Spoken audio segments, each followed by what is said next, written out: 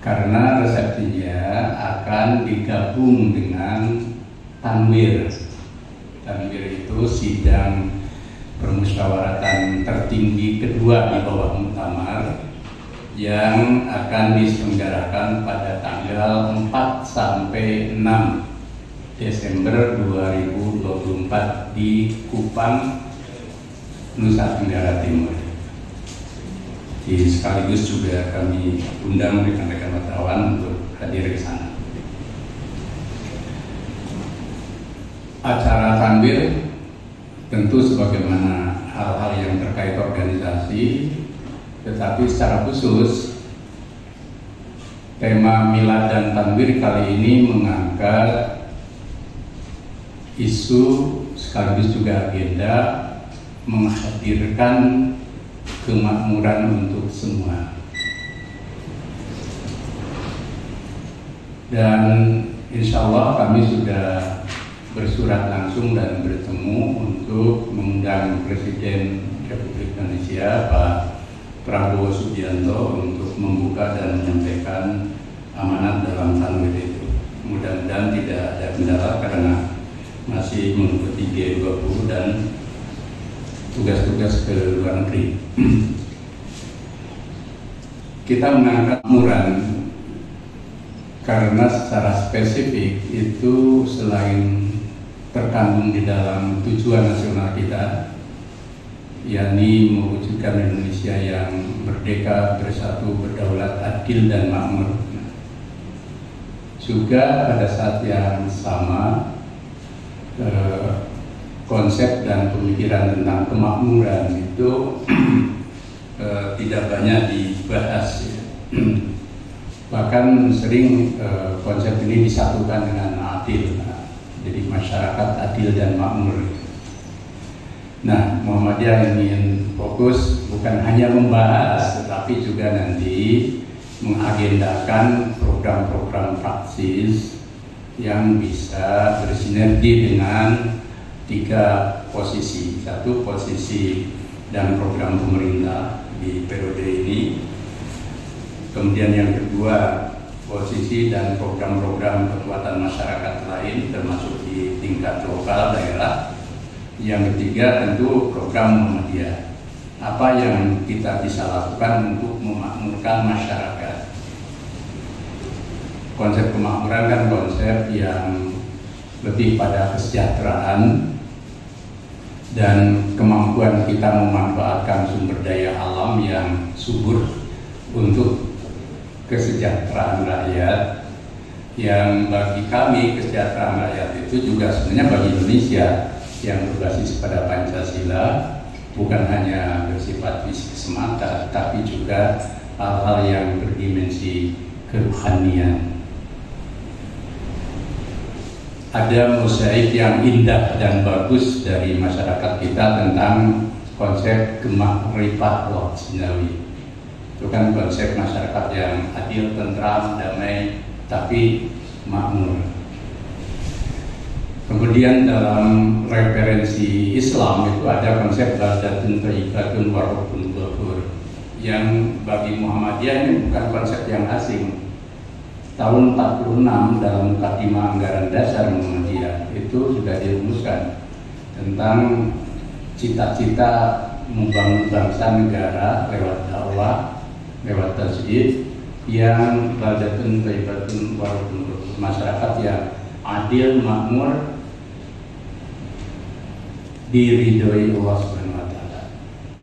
Muhammadiyah juga sudah dirumuskan konsep tentang ajakan Muhammadiyah pada seluruh bangsa Indonesia untuk memanfaatkan kemerdekaan, sumber daya alam dan kekuatan yang dimiliki untuk terwujudnya masyarakat Indonesia yang adil, makmur, berdasarkan Pancasila dan diridhoi Allah Subhanahu wa taala, baldatun thayyibatun wa rabbun ghafur. Jadi 2 konsep itu ada.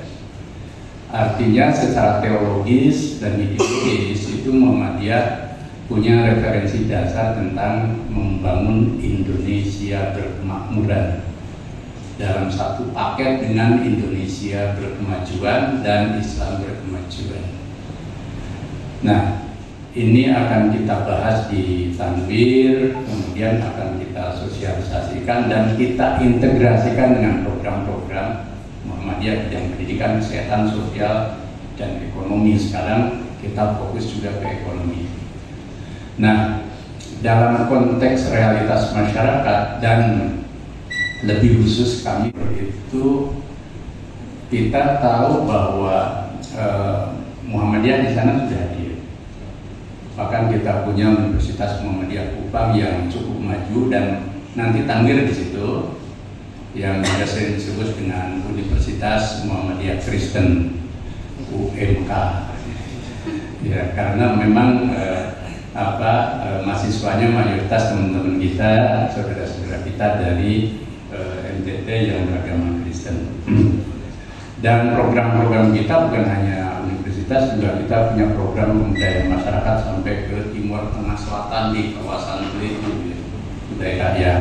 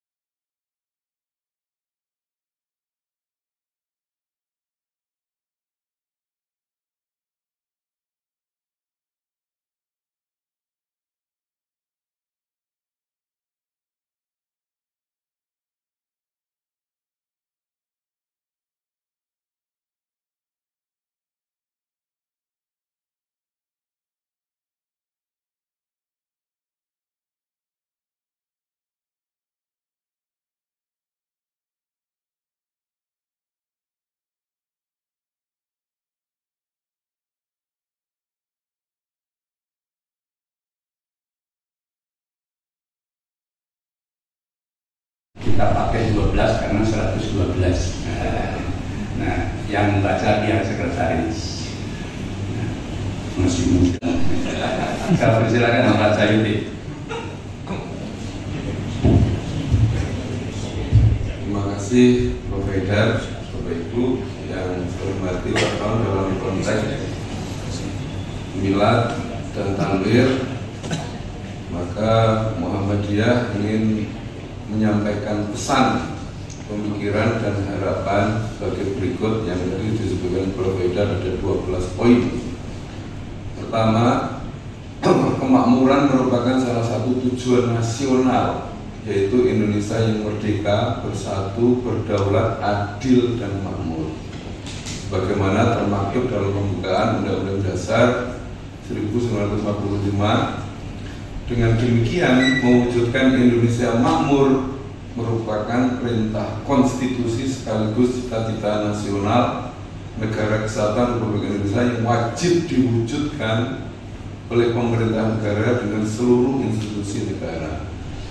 Secara khusus, Indonesia makmur sering dikaitkan dengan Indonesia yang adil dan makmur, sehingga kemakmuran harus disertai dengan keadilan dan keadilan disertai dengan kemakmuran. Sangat jelas ya.